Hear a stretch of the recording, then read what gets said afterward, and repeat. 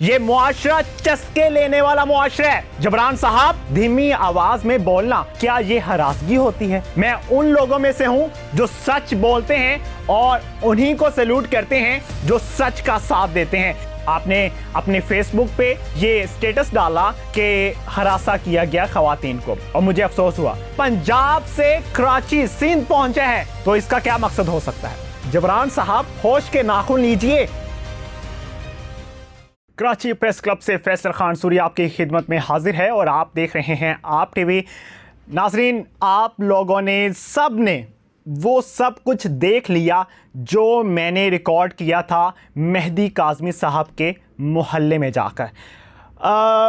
कल नासिर जबरान साहब ने एक पोस्ट की फेसबुक पे जिसमें लिखा हुआ था और लोगों को गुमराह किया गया, इंतशार फैलाने की कोशिश की गई सिर्फ इस वजह से क्योंकि मैंने उनसे प्रेस कॉन्फ्रेंस के दौरान सख्त सवालात किए थे। जबरान नासिर साहब लिखते हैं कि हमारी खवातीन यानी कि मेहदी काज़मी साहब की खवातीन को हरासा किया गया। जबरान साहब, आप बहुत बड़े वकील होंगे, बहुत बड़े सोशल एक्टिविस्ट होंगे, लेकिन आपको यह भी मालूम नहीं है कि कानूनी तौर पे हरासगी होती क्या है। क्या जुबान से मासूमाना लफ्ज़ बयान करना और बहुत ही आहिस्ता और धीमी आवाज़ में बोलना, क्या ये हरासगी होती है? जबरान साहब, आप तो सबूत नहीं ला पाए कि हरासा किस तरह से किया गया था, लेकिन मैं वो सबूत सामने रखता हूं कि मैं किस तरह से काज़मी साहब के घर पहुंचा, और मैं सिर्फ और सिर्फ इस मकसद के लिए उनके घर पहुंचा था कि मैं सालिस का किरदार अदा कर सकूं। मैं काज़मी साहब के पांव पकड़ने गया था कि आप अपनी बेटी को जलील ना करें, आप अपनी बेटी की तजलील ना करवाएं इस मुआशरे में। यह मुआशरा चस्के लेने वाला मुआशरा है।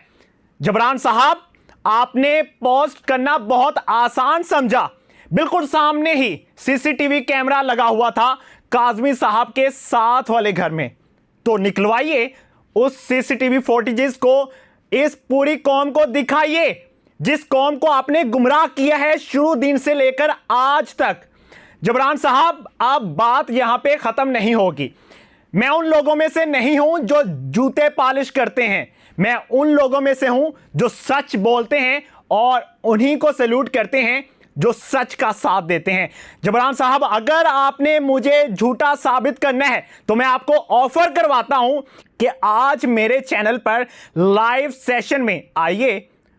इकरारुल हसन साहब, जबरान साहब और मेहदी काज़मी साहब, आप तीनों को मैं ये ऑफर करवा रहा हूं। अगर आप सच्चे हैं, अगर आपके पास कुछ भी है जो हकीकत पर मबनी है, तो लाइए सामने इस कौम के। अगर आप सच्चे हैं। जबरान साहब, जब हमारी कोर्ट में मुलाकात हुई तो आपने कहा, हाई कोर्ट में मुलाकात हुई तो आपने क्या कहा था? मुझे गले लगाया था और कहा था कि ये यंग सहाफ़ी है और बहुत मेहनती है। ये आपके अल्फाज थे। आपको पता चल चुका था ये झुकने वालों में से नहीं है। जबरान साहब, आपने उस चीज़ का बदला लेने के लिए, जो मैंने प्रेस कॉन्फ्रेंस में सवालात किए थे, उस चीज़ का बदला लेने के लिए आपने ये सब हरकत की। आपने अपने फेसबुक पे ये स्टेटस डाला कि हरासा किया गया खवातीन को, और मुझे अफसोस हुआ। मुझे पैसे कमाने से नहीं है, बल्कि मैं इंतशार फैलाने वालों के खिलाफ हूं।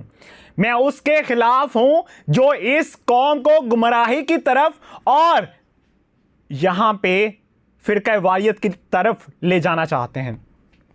इस केस को सवाए लव मैरिज के रखने के आपने फिरका वारियत फैलाने को तरजीह दी। आपने उन लोगों का साथ दिया सिर्फ और सिर्फ फेम हासिल करने के लिए।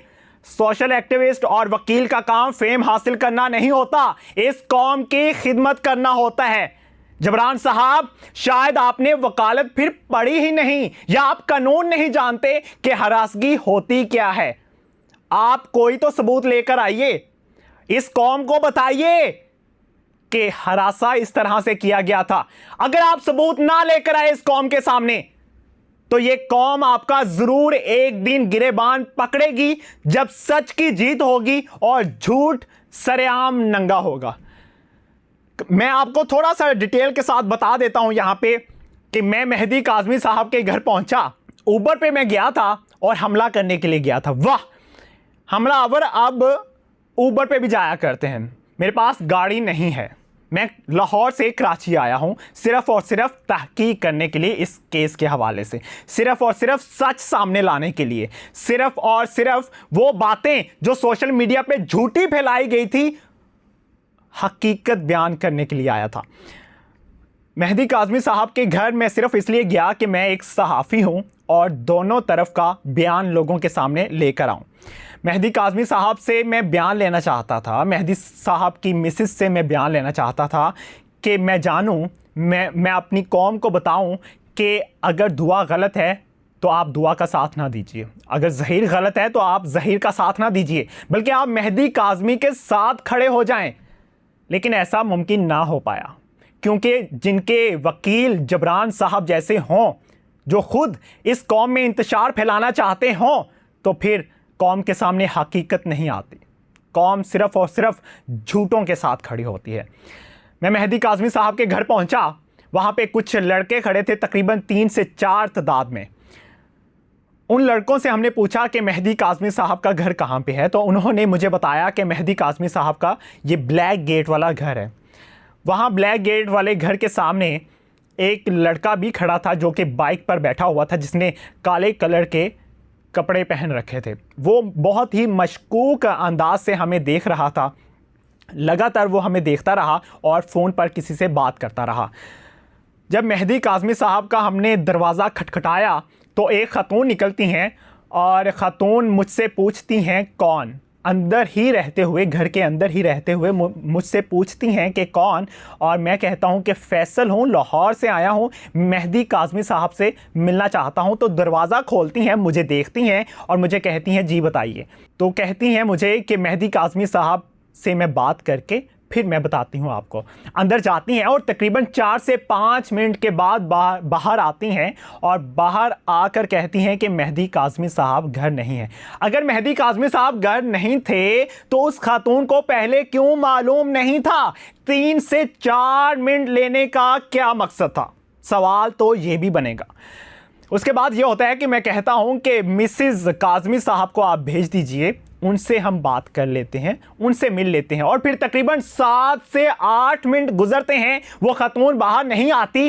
तकरीबन 2 बच्चे आते हैं और 2 बच्चे दरवाज़ा खटखटाते हैं और वहाँ से खातून बाहर नहीं आती, बल्कि सिर्फ और सिर्फ कुंडी खोलकर दरवाज़ा खोलती है, बच्चे अंदर दाखिल होते हैं और वो खातून हमसे मुखातिब नहीं होती, बल्कि दरवाज़ा बंद करके चली जाती है।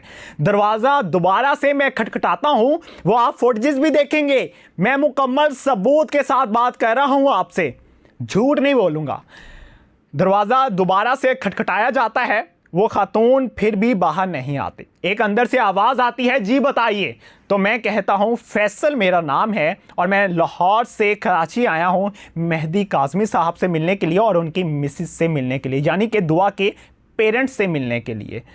मैंने उनसे ये भी नहीं कहा कि मैं आपका इंटरव्यू करना चाहता हूं। वो कहती हैं किस मकसद के लिए मिलना है, तो मैं कहता हूं कि मैंने सिर्फ और सिर्फ उनसे बात करनी है, इस केस के हवाले से डिस्कशन करनी है। मैंने उनसे एक बार भी नहीं कहा कि मैंने आपका इंटरव्यू करना है। मेरा मकसद कौम को सिर्फ और सिर्फ अपने व्यूज़ दिखाना नहीं था। मेरा मकसद था कि मैं काज़मी साहब से मिलता, उनके एहसासात जानता और इस कौम तक पहुंचाता कि ज़हीर गलत है या मेहदी काज़मी साहब गलत हैं। मेहदी काज़मी साहब को अगर आप कैमरे के सामने अब आप खामोश करवाना चाहते हैं तो जबरान साहब सुनिए ज़रा, आप इतने अरसे से इंतशार फैला रहे थे मीडिया पर, आज अगर एक सहाफ़ी दोनों तरफ का मौक़िफ़ लेने के लिए यहाँ पे पहुँचा है, पंजाब से कराची सिंध पहुँचा है, तो इसका क्या मकसद हो सकता है? आप सिर्फ और सिर्फ झूठ का सहारा लेकर अपना नाम बनाना चाहते हैं, सिर्फ ये कौम को बताना चाहते हैं कि एक तरफ अहले सुन्नी खड़े हैं और दूसरी तरफ अहले तशी खड़े हैं। क्या साबित करना चाहते हैं? जबरान साहब होश के नाखून लीजिए। हमारी कौम को इस मुल्क के सियासतदानों ने पहले तबाह किया और अब सिर्फ और सिर्फ इस केस की वजह से इंतशार फैलाया जा रहा है। जबरान साहब, अगर आप चाहते हैं कि आपके बगैर काज़मी साहब इंटरव्यू नहीं दे सकते, तो मैं ये भी ऑफर करवाता हूं कि आप वहां पे मौजूद होंगे और मैं काज़मी साहब का इंटरव्यू करूंगा और आपके सामने ही काज़मी साहब का मौक़िफ़ रिकॉर्ड किया जाएगा, लेकिन सवालात मेरे होंगे।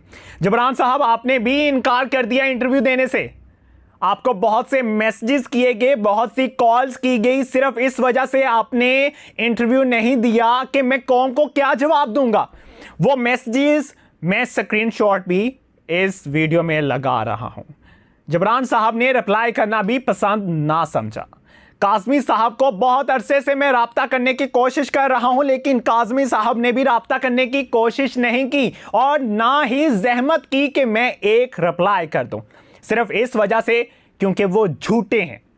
वो इस चीज का सामना नहीं कर सकते कि एक सहाफी आके आपसे सवालात करे। इकरारुल हसन ने कहा था कि दुआ जहरा को मैं उसकी मां से मिलवाना चाहता हूं, तो इकरारुल हसन क्यों दुआ जहरा से मिलना चाहते थे? क्योंकि वो कहते हैं कि मैं एक सहाफी हूं। और दुआ जहरा ने इनकार कर दिया था इंटरव्यू देने से। और दुआ जहरा के बयान के बाद इकरारुल हसन ने कैसे कैसे इल्जामात लगाए। तो क्या इकरार साहब मैं भी ऐसे ऐसे इल्जामात लगा दूं? मैं भी कह दूं कि काज़मी साहब का ताल्लुक एक गैंग के साथ है। काज़मी साहब इंतशार फैला रहे हैं इस कौम में। काज़मी साहब फिरका वारियत फैलाना चाहते हैं। बता दीजिए इकरार साहब। लेकिन अगर आप सच्चे हैं तो आइए लाइव सेशन में अपना मौक़िफ़ आप दे सकते हैं। मैं आपको लिंक सेंड करूंगा। लेकिन अगर आप तीनों में से कोई भी ना आया तो इस कौम को समझ आना चाहिए कि कौन सच्चा है और कौन झूठा है। मैं सिर्फ ये रिक्वेस्ट करूंगा, इस व्लॉग को लाजमन शेयर कीजिएगा। वजह यह है कि मामला संगीन हो चुका है। मामला यहाँ तक पहुँचा दिया गया है कि अब इस कौम को लड़वाना चाहते हैं। सिर्फ और सिर्फ हकीकत ये है। इसी के साथ इजाज़त चाहूँगा। अल्लाह ने के बाद।